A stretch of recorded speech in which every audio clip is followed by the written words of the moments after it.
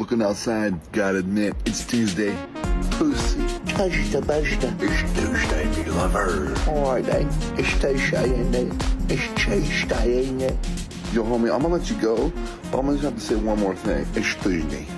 I say, you say, heck, we all say, it's Tuesday. Right? You say, yay, it's Tuesday. You're making me love Tuesday.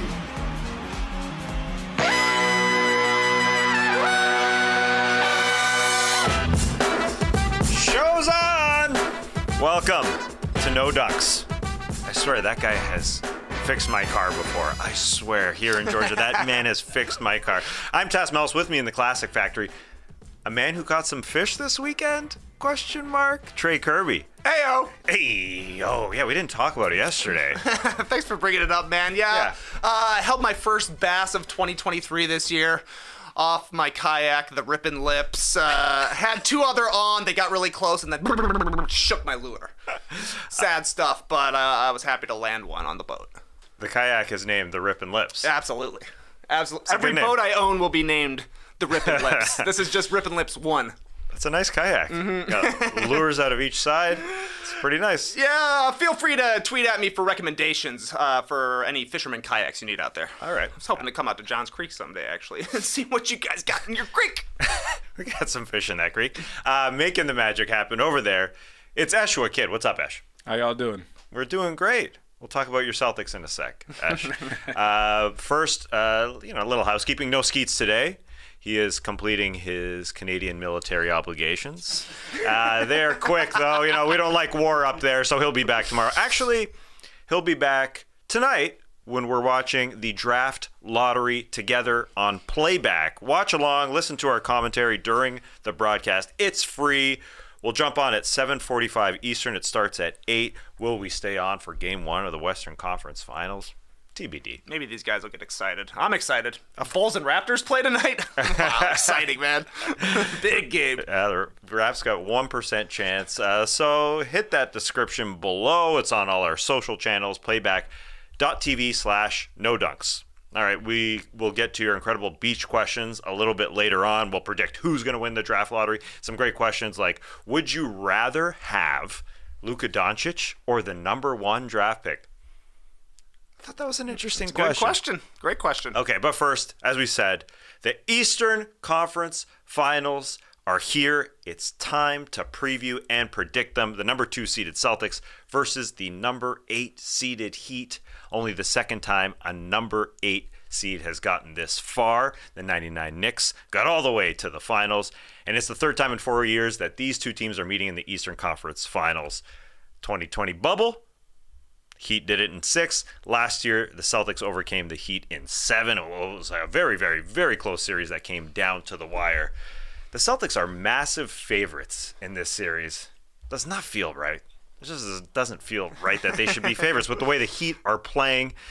But them's the lines. Let's take a quick look at the Eastern Conference schedule. They get underway Wednesday, every second day, all at 8:30 Eastern on TNT, every single game. So if you're a person of routine, you got to be happy with this. I think Western Conference Finals are at 8:30 p.m. Eastern as well. Exactly, yeah. Set your clocks. Yeah, they're one little switch up on the TV on the Western Conference Finals, but basically the exact same thing. Yeah, 8:30, exactly, every single night. All right, Trey, so let's get into previewing this thing. What's one thing to watch between the Celtics and the Heat? Well, first and foremost, I just got to wish my sister a happy anniversary because I was watching Game 7 of Heat Celtics at her wedding reception last year. Crazy to think it's come around once again. Crazy to think that the Boston fans I know, some I've seen on Twitter, were kind of happy to avoid playing the Miami Heat in round 1 of the playoffs, and now suddenly they're meeting in the conference finals. It is crazy. Again, these don't feel like the two most dominant teams in the Eastern Conference over the past 4 seasons, but I guess they are, since they just keep making the finals in the conference finals. So weird stuff. But this is a legitimate rivalry here. If you meet up in the playoffs that many times, it really matters. So for me, the biggest question in the series is who's going to be the best player? Because it comes down to me, Jimmy Butler or Jason Tatum. Both of them have had 50-point games in huge spots in this playoffs. Both have carried their teams to wins in the postseason that they probably should have lost. They're probably going to guard each other a little bit sometimes. The question I have for Jimmy Butler, is he going to fatigue from really carrying this team through 3 rounds of the playoffs? The Celtics have other creators in Jaylen Brown, Marcus Smart, Malcolm Brogdon, Derek White, other guys who can make things happen with the ball in their hands. Jimmy has a much bigger load to carry than Jason Tatum does because he's going to have to be their primary scorer, their primary playmaker. Bam's a good secondary playmaker. Lowry's still got it sometimes. Gabe Vincent can do some things. But Jimmy's got to be the guy, obviously, for the Heat. For Jason Tatum, I wonder if he's going to be able to figure out the Heat's defense because he's going to see a lot of different defenders. He's going to see a ton of different coverages. There's going to be zones, and it's going to change quite a bit. We know that the Heat at some point will try and take the ball out of his hands. We know he's going to have to hit some sidestep threes. There's just a lot of things that Jason Tatum's going to need to do, and we've seen him have a 51-point game in a Game 7. He put together 5 great quarters to close out the Sixers, and even in that Game 6 when he was struggling, he was doing so much else out on the court to contribute to winning. So he can do a bunch of stuff on the court. The Celtics are going to need him to do a ton on the court, and he's really got to limit the turnovers because that's how the Heat can generate some pretty efficient offense, getting out in transition. So that's going to be an awesome matchup to watch, Jimmy and Jason. I like how your biggest question pertains to the 2 biggest players because mine also pertains to the 2 biggest players in a different way because Jimmy Butler was phenomenal in round 1, as we know, scoring the ball, ridiculous numbers, 37.5 points, 60% shooting, 44 from 3, almost 5 assists. But he did drop off in round 2 in terms of scoring. He was, like you mentioned about Jason Tatum in Game 6, he was doing a lot of other stuff, huge boards, huge blocks, huge steals. But his scoring dropped off considerably, and I wonder if it is because of the ankle injury. He missed a game because of an ankle injury. He limped off after winning the series against the New York Knicks. He was limping around the locker room, but his numbers went from 37 points to 24 points, 60% down to 43%, 44% from 3 down to 11%. So big drop-offs from round 1 to round 2. And I do think he has to be closer to round 1, as you said, because the Celtics are just going to guard all those support players a little bit better than the Knicks were able to. They're just very, very good on that end. So he has to jump up a little bit. The supporting cast obviously got it done against the New York Knicks. There's no doubt. But also Jimmy's got a really tough task in this series. Yeah. There's no breaks. He's probably going to have to guard Jaylen Brown just the way the things break out. He's probably going to be guarded by Jaylen Brown or the whole glut of guys that you just mentioned. So watching that ankle, to see how much he can score, because I just think he didn't want to and wasn't able to score the same way. Again, he was contributing in other ways, but I wonder how much the ankle is bothering him, how much they're going to try and crowd him on that end. And the other end, Jason Tatum, as you said, how are the Heat going to guard him? Because last year they had PJ Tucker on him. A solid matchup for him. This year during the regular season they had Caleb Martin on him, but now he comes off the bench. Will they insert him into the starting lineup over Kevin Love? It's a possibility, yeah. But I wonder if the Celtics go to their 2 big lineups that they finished last round with. They like the Rob and the Al Horford, the Rob Williams and Al Horford starting. Then you can put Kevin Love out there, and that adds some space for Jimmy drives. I think that's important. But the matchups are going to be crazy. Eric Spoelstra's going to have so much fun out there because let's say Rob Williams and Al Horford start. Love probably stays in. I think you'll see Gabe Vincent on Jason Tatum to start. I know it sounds a little nuts. It's not going to be Strus. It's not going to be Jimmy. So I think if you got Love and Adebayo starting, I think it's going to be Vincent. Or if Love goes to the bench, Martin probably starts on Tatum, Butler on Brown, Adebayo on Robert Williams, and then Vincent on Smart, Strus on Horford, which the Celtics do. So this is just a wild matchup time. And Spoelstra's going to revel in. He's going to love it. And that's the advantage that many people think the Heat have is just the coaching, that they can mix and match on the Heat side, the experience that they have.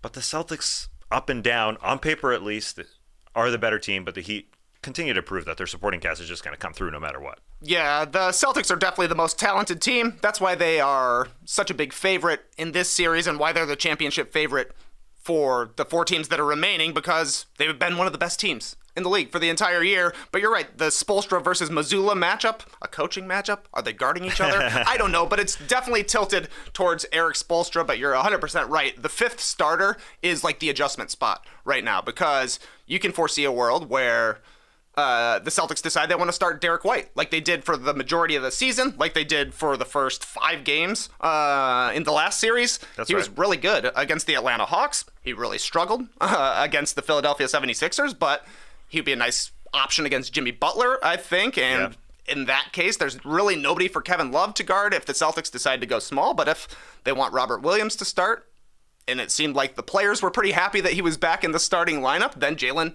Brown has to guard Jimmy Butler, and that's a lot more of an ask from him, and, maybe Kevin Love gets some easy shots. So I'll be interested to see who's the starting power forwards for both of these teams. That's a good call. All right, let's move on. The X Factor, as we always talk about in playoff series. Who is your X Factor, Trey? For the Celtics, it is Derek White, I think. He had a case for the best player on the Celtics against the Hawks. 17 points per game, 4 rebounds, 3 assists, shot 55% from the field, 45 from 3. But against Philadelphia, I thought he really lost his confidence. Kind of looked like the Derek White we saw at the end of last season's playoffs. Robert Williams eventually took his starting spot. I don't know if the reactions from Marcus Smart and now Horford are what you want to hear from Derek White when they're like, yes, we're finally back to our great team. That means we had to send a guy to the bench. And Derek White wasn't great against the Sixers. 9 points, 3 rebounds, 1 assist, 39% from 3, and was definitely hesitant taking them. They're going to need the good Derek White because the Heat are going to force the other players to make shots and to make plays, and Derek White is a capable guy. Malcolm Brogdon has been the guy off the bench for the Celtics, but I think the fact that White may start, maybe a 6th or 7th man, he's got to have a big series for Boston. That's a good call. Yeah, him and Broggy as the bench duo coming, bench guards, or as you said, Derek White could be starting. I think those are the X factors on the Celtics side. You're totally right. Brogdon, even more so, I think, because he'll be guarding Kyle Lowry, and Kyle Lowry has just been such a spark for this Heat team that continuously produces incredible supporting cast play. Brogdon has shot well from 3, 43.5 in the playoffs. Ridiculously good. And dealing with Lowry. I think that's the biggest advantage, the biggest change that the Celtics have from last year. You can tell me, Ash, you can tell me why the Celtics team is going to win, but I think Brogdon playing Peyton Pritchard's minutes that he had last year is just such a huge advantage.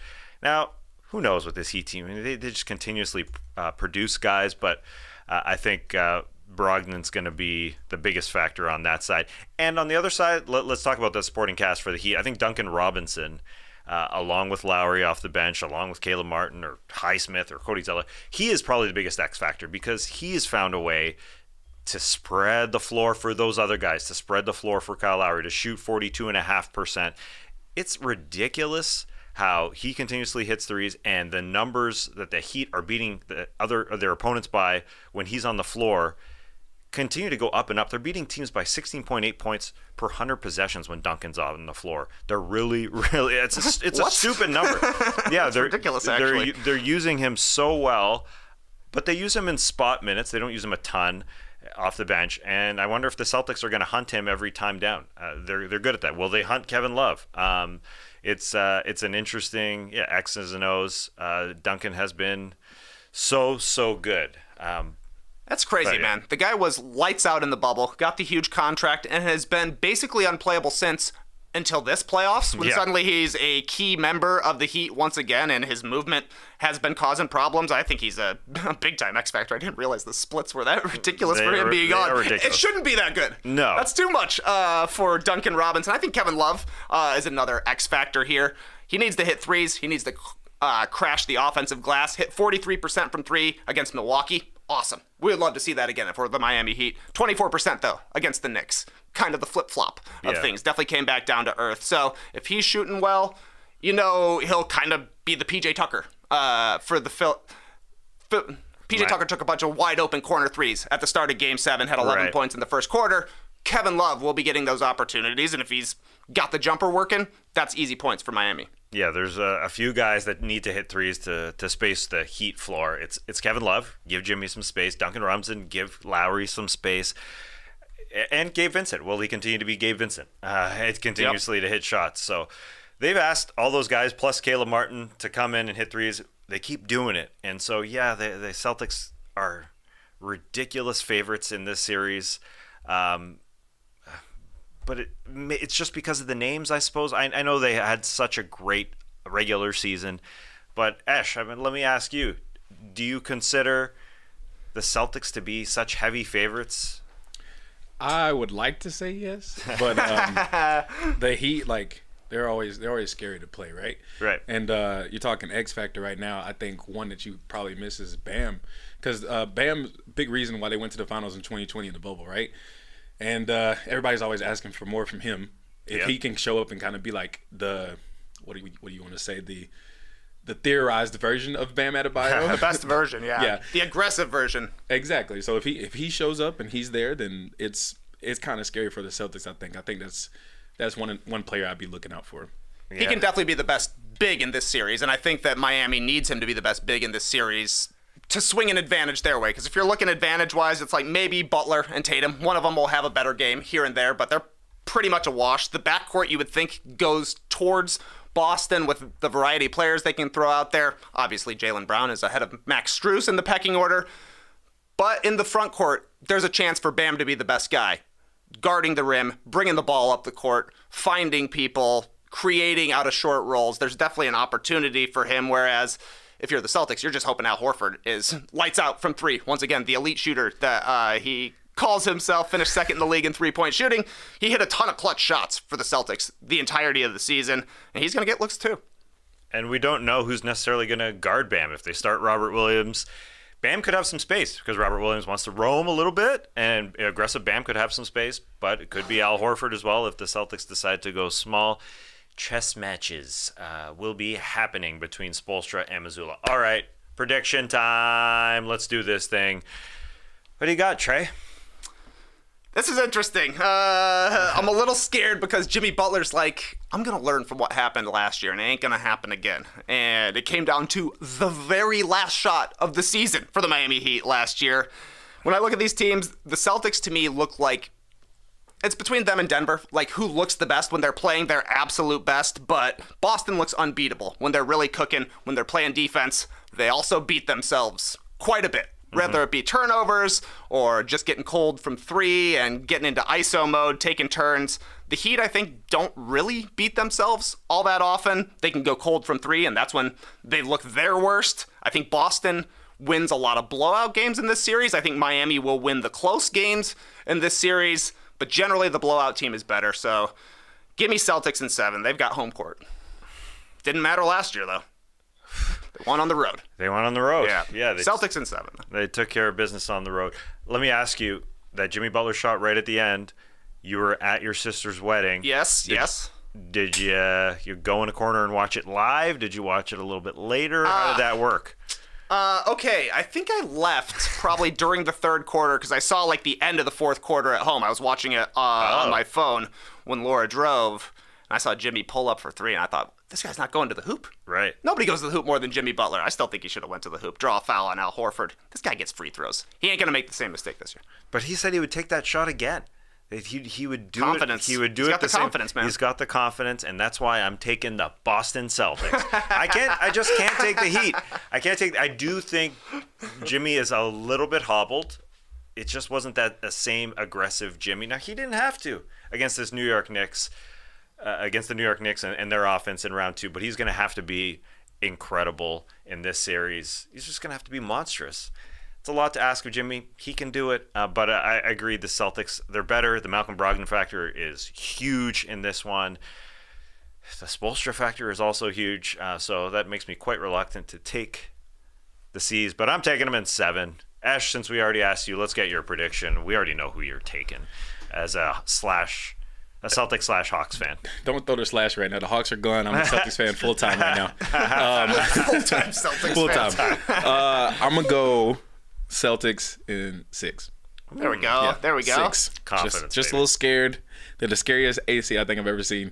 But just because it's the Heat. Yeah. But, yeah, in 6. All right. Can't wait.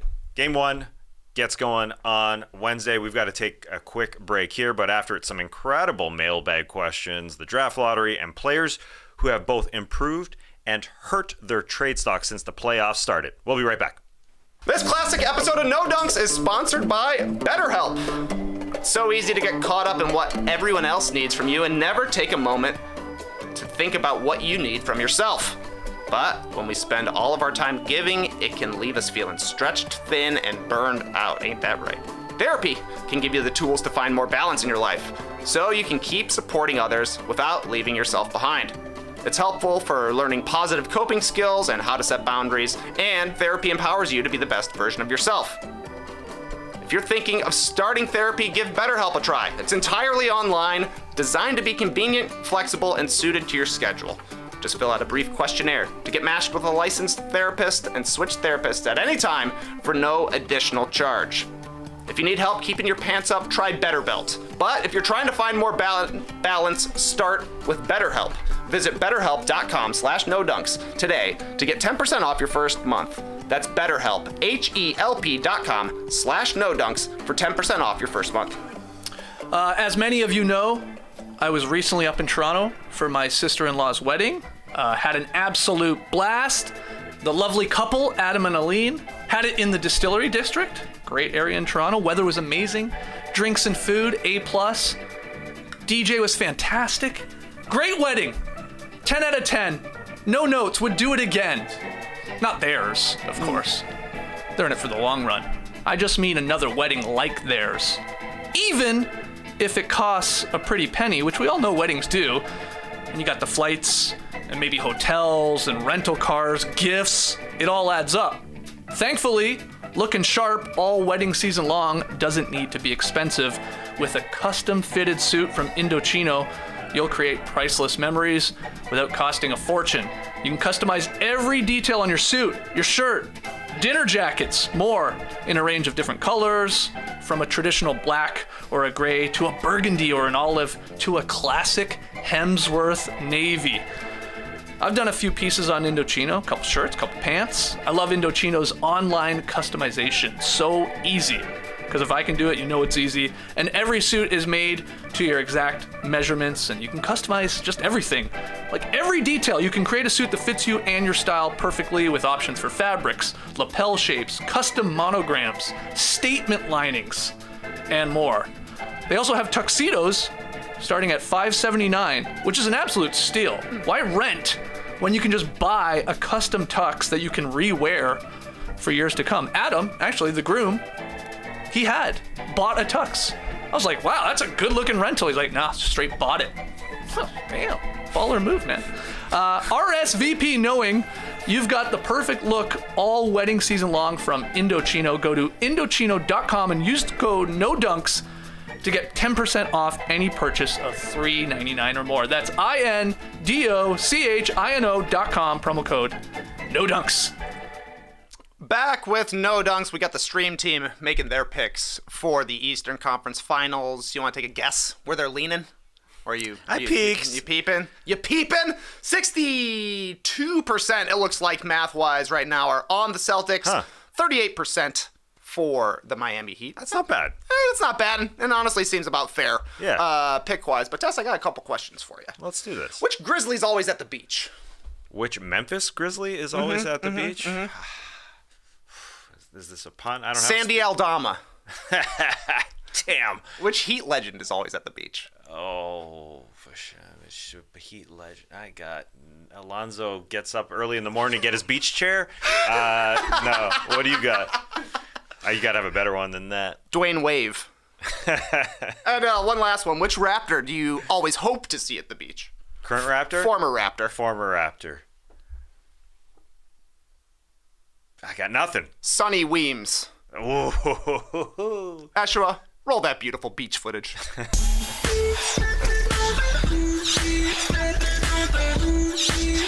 Oh, we're stepping on the beach, baby.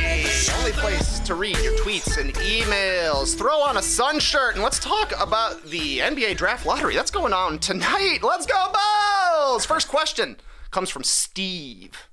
Who do you want to win the Wembanyama sweepstakes? Is there any team that deserves to win the lottery? Thanks, Steve. Did Steve email you that?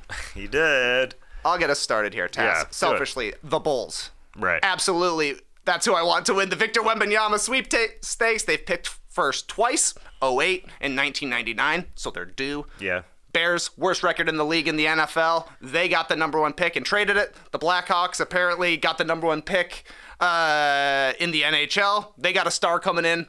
Let's finish the triumvirate here. 3 number 1 picks in one city. Seems unfair. But I would love to see it happen. For actual fun times, teams that I would like to see be able to get Victor Wembanyama, it comes down to me, the Charlotte Hornets, because he'd look nice next to LaMelo Ball, and they really need another star there in Charlotte. And also the Indiana Pacers. I don't think they've ever had the number 1 pick, at least not since I've been alive. Now that I'm thinking about it, maybe Clark Kellogg back in the day was a number 1 pick. But it's been a long time. He would pair nicely with Tyrese Halliburton. They are a fun, fast team to watch. That'd be a cool pairing to see. I love the question about which team deserves it. It's always fun because I went through the teams as well. The Pistons, along with the Rockets and the Spurs, have the best odds. Pistons just got it in 21 with Cade. You're out. Tillman Fertitta for the Houston Rockets said at a parade, we're praying for Wemby in February. No, you can't just tank and talk about it at parades. No. The Spurs traded their best player in DeJounte Murray last year to get down this low. Admirable, but no, you traded your best player. Then it gets down to the Hornets, who have the 4th best odds, technically pretty damn close to the top 3. I like your Hornets pick. Maybe that will encourage or influence Michael Jordan not to sell the team, as he's in talks about selling the team. The Blazers, they had it, with Greg Oden, and the Hornets. You got to go way back. I think the LJ day in the late 1900s, 91, and then it gets down to the Magic. They've had it enough. The Pacers, as you said. So I'm good with the Hornets. Selfishly, they're not too far down the road if I want to go see the number 1 pick. I always talk about going to see a game in Charlotte. I've been here for a decade. Never done it, but maybe I will if the number 1 pick is there. So, and the Raptors, obviously, at 1% chance. Even I can't cheer that hard for the Raptors. Hey, it could happen, man. It could. All you need is any chance. You got to be in it to win it. I agree with you. Of the teams with the best lottery odds, the worst teams in the league this year, Charlotte is the most deserving team. I think the other teams have either picked number 1 recently or were just blatant tankers. Yeah. We can't be rewarding that. No. As for the teams with the pretty low odds, New Orleans, Toronto, OKC, Chicago, Dallas, Utah, Washington, I guess you would throw in the mix as well. Toronto, yeah, they tried to win.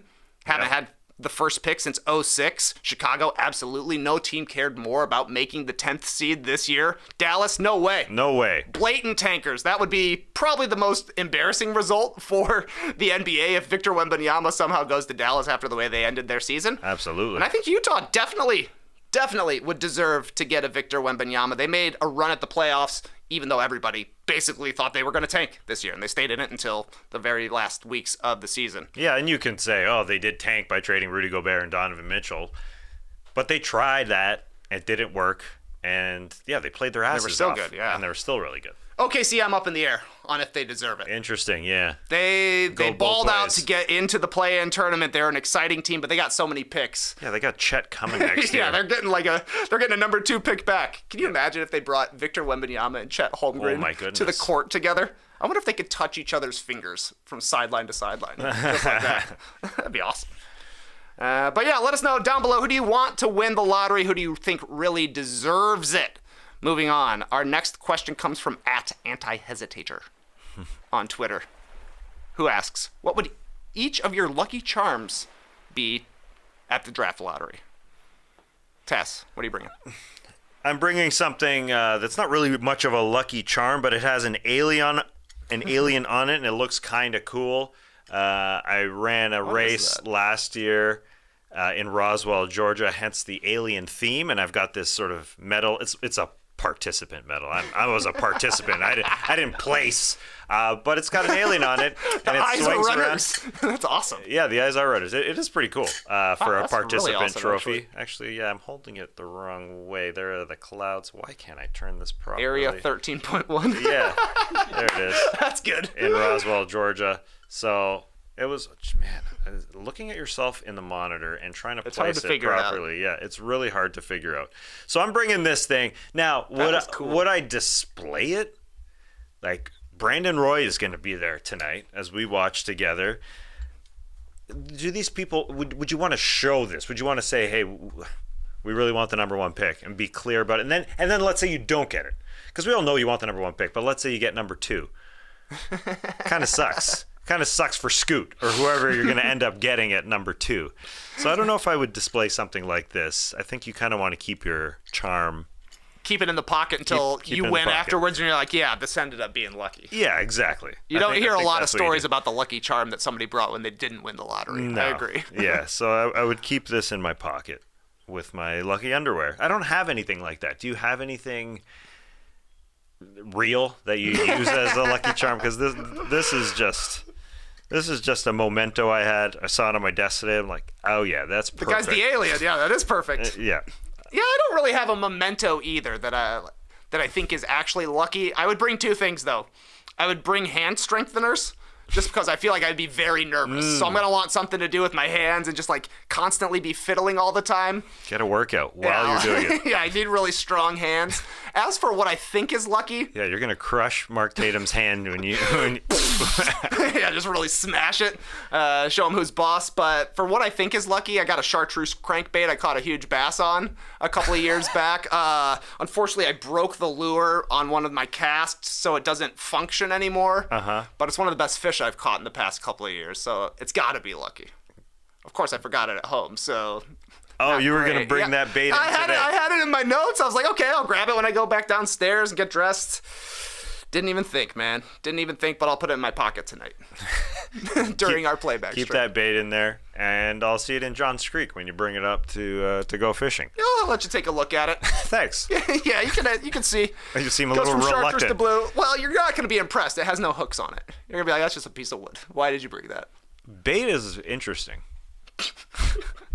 I don't All right, get people, let us know what you think about baits. Yeah, I mean the range of bait. I guess some work in different conditions for different fish. Well, I mean, we're talking about a lot of different baits out there, yeah. and a lot of different colors, a lot of different depths. Does Yeah. it have a rattle? Of course, this one has a rattle. We got to wake them up sometimes, baby. Interesting. What's that? Wow. Is that a chartreuse crankbait? That's how it goes if you're a bass. But what if you're an NBA GM? That's our next question. It comes from Brad, who asks, imagine, you like that segue? That was very good. That was actually pretty smooth. Hell yeah. Imagine you're an NBA GM. Would you rather have Luka or the 2023 first overall pick? Hoo-wee. This is a question here. Yeah. This is quite the question. Luka Doncic, he's going to turn 25 halfway next season. Shout out to my Pisces out there. Wonder if Luka likes to fish, probably. This guy's played 5 seasons in the NBA, Luka Doncic. He's been first team All-NBA 4 times already, Tass. Yeah. But as we saw this year, having Luka on your team doesn't make you a guaranteed contender. It doesn't even make you a guaranteed playoff team. They didn't even finish in the top 10 in the Western Conference this season after their blatant tanking at the end of the year. As for Victor Wembanyama, he's the best draft prospect since I've seen Anthony Davis. I've seen LeBron James. I've seen Kareem Abdul-Jabbar, who was drafted far before we were even born, Tass. Right. He looks like he's going to be an impact player on both sides of the ball. Probably going to be one of the better defenders in the league coming in as a rookie. The offense likely takes a little bit more time since he's still a rookie. He's going to be adjusting to a new game with stronger dudes and faster guys, so he's going to take a little bit to figure that out. And of course, you still just don't know what Victor Wembanyama is going to be when he gets to the NBA with regards to being a super tall, skinny guy, which people think is an injury concern, as if super explosive guards aren't getting hurt every single season as well. What's his worth ethic going to be like? We just don't know yet. I think he's going to be an awesome player, and I think he's going to be one of the best guys in the league. So I think this is a great question, and I think it has 2 answers. If you're trying to win the title next season, 2023-24 season, I think it's got to be Luka. The guy is in his prime right now, one of the best players in the league. You just got to have the right team around him. But if you're an NBA GM who's trying to stay GM and maybe build a dynasty, Wembanyama's the guy. Wow. I would say 1 season only, though. Give me Luka. Oh, yeah, I would say even the majority of GMs would still take the surefire bet in Luka Doncic. Yeah. Because he's 24 now. As you said, he's going to be 25. I can't believe he's been All-NBA first team 4 of his 5 seasons. Is he a guy that you could build around? Hell yeah. The Mavs just screwed up over and over and over again. Otherwise, they could have been in an NBA final. They could have built around him a heck of a lot better. This is a guard in a guard's game. I think he's totally fine playing with other guys that are extremely capable. I don't think he's a ball hog, a ball suck. I would take him over the 2023 prospect of a guy who could be the best guy since Anthony Davis. Sure, I'm comfortable saying that. Since LeBron, I mean, wow. Now we're getting big. It's a lot of pressure on this guy, but he is big, so maybe he can do it. But I'm taking Luka. I think this is a point here where everyone's sort of down on Luka because of the season, the way it ended. Bad season. Yep. Bad season. Disappointing season, at least. Disappointing, sure, but doing stuff in the playoffs that you need to do. You need a guy, if you're going to go deep, that can carry a team, that can take all those shots, want to take all those shots. I don't know if I'm just a safe dude, but I am taking Luka in this instance. And you make a good point. Guard in a guards league. You got to have guards to win in the NBA right now. We just saw Joel Embiid, the literal MVP of the season, almost get played off the court in Game 7 against the Celtics. I guess he did get played off the court as it was a blowout, but it was like they brought Joel Embiid up to get roasted time and time again by Jason Tatum. Sure. Joel Embiid is supposed to be one of the better defenders in the league. It's just hard for centers once it gets to playoff time. So I think you go Luka right now, but this could look like a pretty dumb take within one season. Yeah. Really. And Wembanyama is a guard and a monstrous body, right? I mean, he is doing guard stuff with his step backs. If you haven't seen it, I think his last game in his league play is today on the NBA app at 2 Eastern. If you haven't caught it, if you're watching this live, you want to see him. I mean, he is a guard with his footwork. Even though he's huge, he's going to play inside. It is sort of Chet-like, where he's extremely thin, but he's got ridiculous handles. So it's kind of like Anthony Davis played point guard, blah blah blah. So is he playing center? Or is he playing point guard for his French team? I mean, he's kind of playing both. Yeah. He does everything. Yeah. Yeah, it's crazy, though. Like, that guy's just going to be watching TV tonight and be like, maybe he'll be there. I don't know. But he's just like, that's my team. He's going to know his team by the end of the night because ain't nobody going to trade it. No, and he's definitely going to go number one. We asked the stream team who they're taking, Luka or Wemby. And right now, 74% are voting for Luka Doncic. Wow. Hi. One in the hand is worth two in the bush. Isn't that what they say? That's what you say. I'm a fisher, not a hunter, so I don't know if I completely nailed that. But let us know down below in the comments. We're moving on here. Make sure to check out our draft lottery stream a little bit later. Playback.tv/NoDunks. We'll be going live about 7:45 p.m. Eastern. We're moving on to other players who are actually in the NBA right now. Our final question comes from Solomon, who asks, which player has had the biggest increase or decrease in trade value since the playoffs started? What you think, Tassie? I have a lot more on my decrease list than my increase list. Am I a hater? Probably. But quickly on the increased, we said Duncan Robinson seemed unplayable. Great call. It can now be traded. I know Kyle Lowry's at the end of his career, but he seemed like he was almost done during the regular season. So he's looking like doing like he can do Kyle Lowry things out there. It's just 25 minutes per game, but he looks like somebody you'd want on your team doing perfect stuff out there. Austin Reeves is probably the guy that's increased his value the most. I mean, he's a free agent this offseason. Everybody talking about how much is this guy going to get paid. He is a restricted free agent. The Lakers can match anything, but they can only offer him 4 for $50 only. I mean, this guy was just making pennies, and now he's going to be making at least 4 for $50. But if somebody comes around and says 4 for $75, they got to match it. It sure feels like. So those are my increases. My decrease. This list is long. DeAndre Ayton. Oh, yeah. And Julius Randle, sort of in the same family of guys just not performing in the postseason, not stepping up into the postseason light, unfortunately. Kawhi and Paul George. I know this is just injury based, but these two guys have a couple years left on their contract, sure, and it would be more difficult to trade them now than it was even before the playoffs started. Watching Kawhi go down, Paul George just not playing. Interesting stuff going on there in the Clippers. I threw John Morant in there. He's not playing, but he should be part of this list. Malik Beasley with the Lakers. I know I'm going deep here. These are some decreasers. He's got a team option next year for $16 million. Hard to see the Lakers, be picking up that option, especially when they've got an Austin Reeves scenario. In the same manner, Jay Crowder. I know I'm going deep here, but he was on the Bucks. He is on the Bucks roster. He's going to be a free agent. He's going to be 33. He could barely play for the Bucks this postseason. When they went and got him specifically for the postseason, he wasn't playing a lot. And the Chris Paul scenario we've talked about a bunch. It's an odd one where his money gets guaranteed basically in a month for next year, and that's $30 million. He'll get $15 million if they release him before then. I'm talking about releasing Chris Paul. Sounds kind of nutty, but when they're trying to build a winner, and two of those guys really didn't increase their value this offseason, Ayton and CP to go along with Durant, who's getting older, and Devin Booker. A wild scenario there. So a guy like Matt Ishbia, he's not holding any punches. He will make moves to win right now. I don't think he cares about legacy or people's feelings. So I'm really interested to see what he does with Chris Paul over the next month. So I just went through the entire NBA. You mentioned centers. It was a bad playoffs for some centers. I mean, I think I could have thrown Nick Claxton on there, although he kind of got played off the floor a little bit.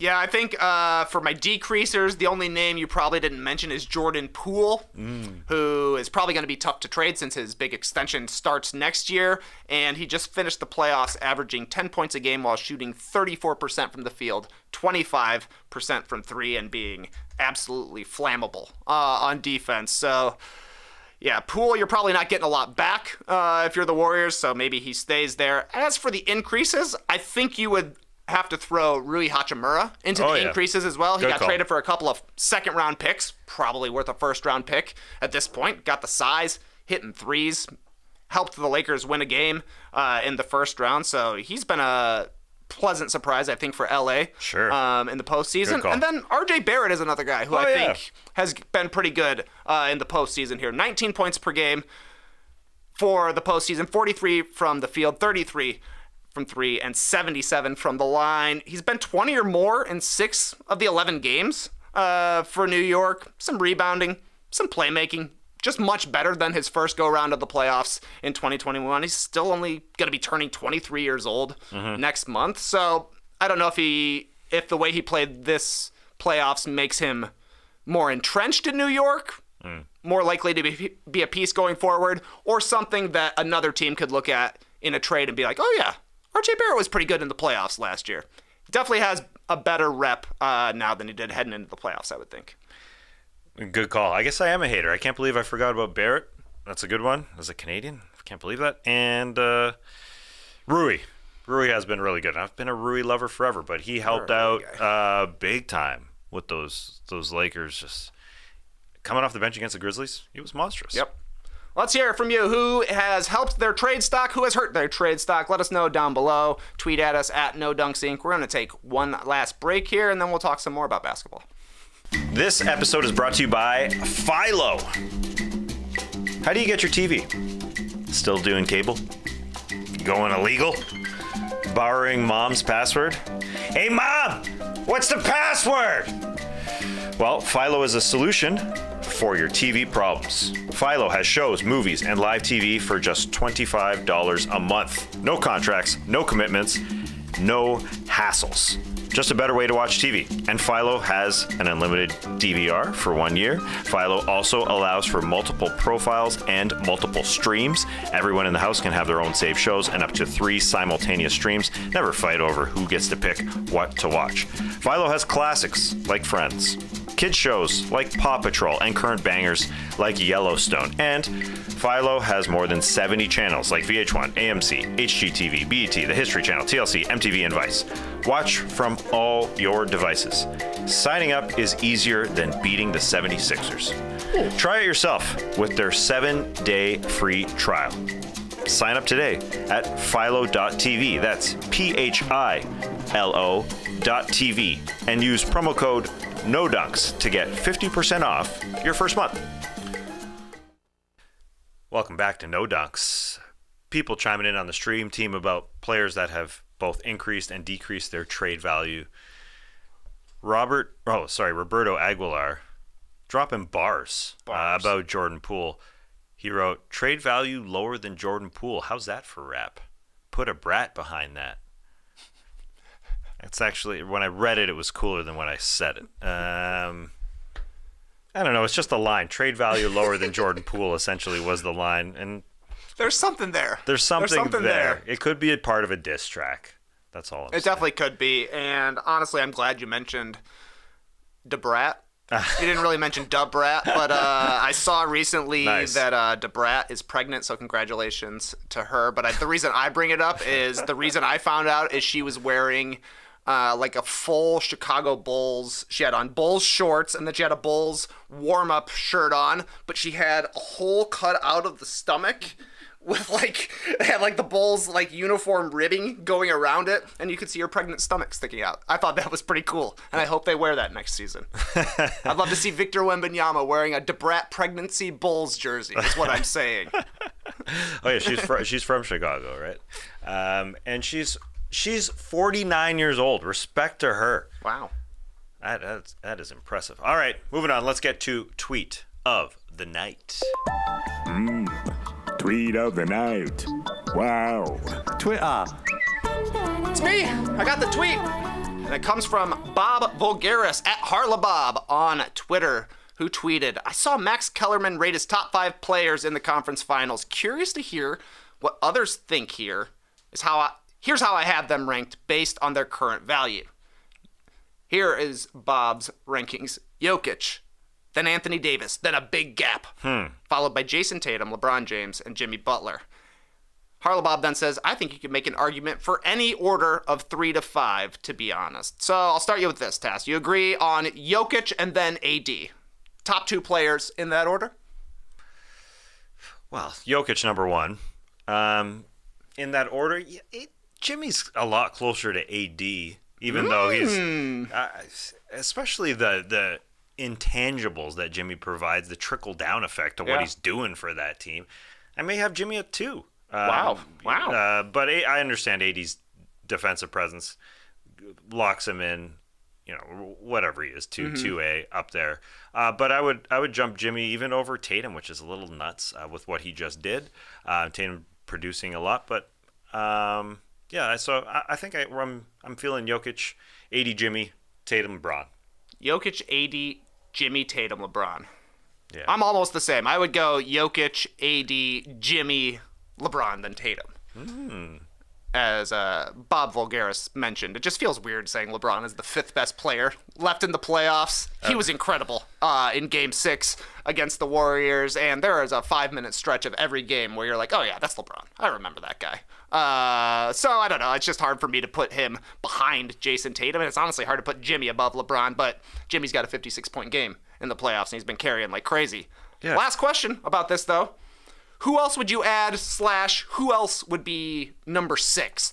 Who comes in, honorable mention, just barely missed the list here? Is Bam right there? Jamal Murray. It's the second guy for most of those. LeBron is the second guy for the Lakers, but who's the second guy from the other teams? Murray, Jaylen Brown, and Bam are probably the candidates. I guess it's Jaylen, probably. Yeah, it does more defensively than Jamal Murray, who came out of the playoff door blazing and then slowed down a little bit. Bam would probably be up there because of what he does defensively. We remember last year in the Eastern Conference Final, Game 1, he stole it by blocking Jason Tatum right at the end. So those are things that Jamal Murray doesn't necessarily do. Jaylen Brown is awesome defensively too, so we're going to see him on Jaylen Brown. And the Nuggets have a slew of guys. I mean, Aaron Gordon has been really good. I know you love him defensively because he's awesome. He's been great. He has been great. So I guess that's the family of guys: Jamal Murray, Jaylen Brown. I'm not really picking a 6. Bam and AG. I don't think I'm missing anybody now.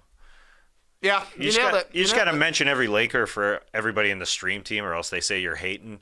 But I think we got everybody. I think we've mentioned every Laker on the team except for Dennis Schroeder.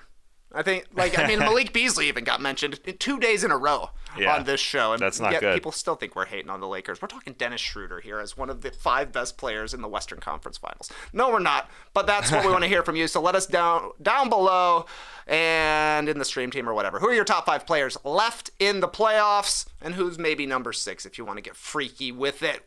Can't wait for these Western Conference Finals to start tonight, my man. Yeah, they start tonight. And I like how you say that game 1 is extremely important. What a take, huh? Well, it seems like teams keep coming back from deficits, but you get game 1 like the Lakers did in both those first 2 series. So did the Nuggets. Huge, and they both won the series. So it is really important. And it is different than what happened with the Lakers and the Warriors, where the Lakers took care of business. The Warriors had to go to 7 games against the Kings, so the Lakers were chilling. It's flipped in this scenario. Denver had a little bit more time to chill out, so they don't have that going for them. But LeBron knows it, man. He comes into game 1 in the 2018 Finals. He did it all with his 50-point game. So it's important. You're right. Even if it's not the hottest of hots, who cares?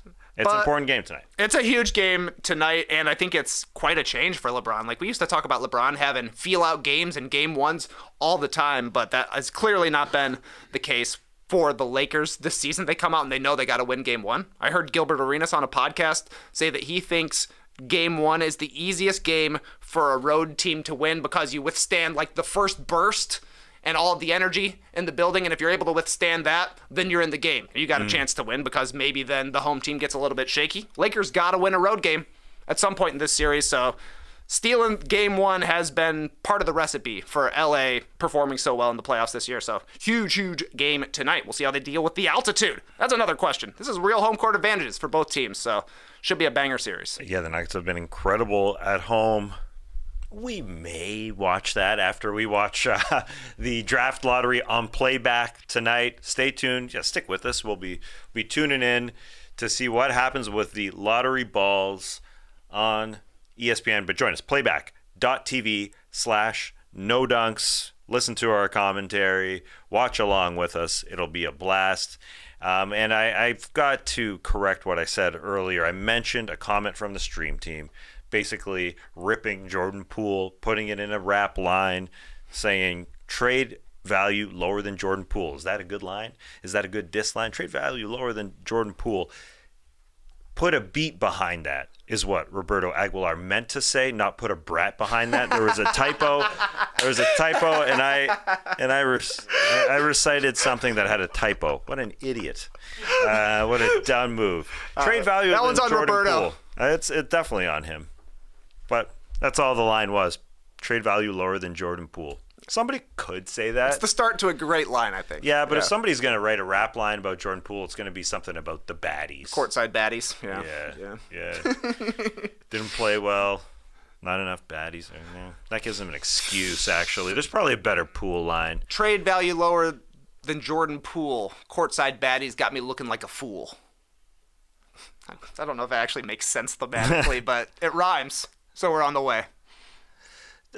Trade value lower than Jordan Poole. Tass's podcast listener line at the beginning of shows is not cool.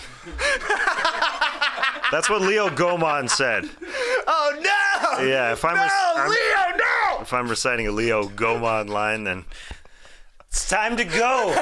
It's time to go, man. It's time to go, man. All right, that was fun.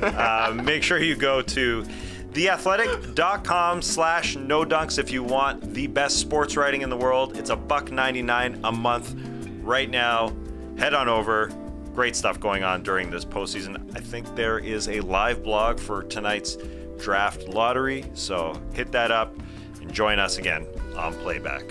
We'll see you tonight. See you tomorrow right here. But for now, Clipper Bros. You heard it here first. Have a great time. Turn up. Love you guys. Awesome. Thanks for joining us, and remember, Beat on the Brat is a song by the Ramones. Beat on the brat, beat on the brat, beat on the brat with a baseball bat. Oh yeah, oh yeah, oh, oh, oh, oh. Embrace the day, people.